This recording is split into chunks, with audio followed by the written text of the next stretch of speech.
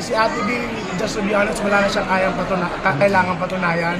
At the end of the day, ako, ang pinakamahalaga po sa akin is, did she enjoy doing this? I mean, that's more important than anything. I know there will always be pressure, but at the end of the day, I think whatever it is, diba? Vilma Santos will always be Vilma Santos.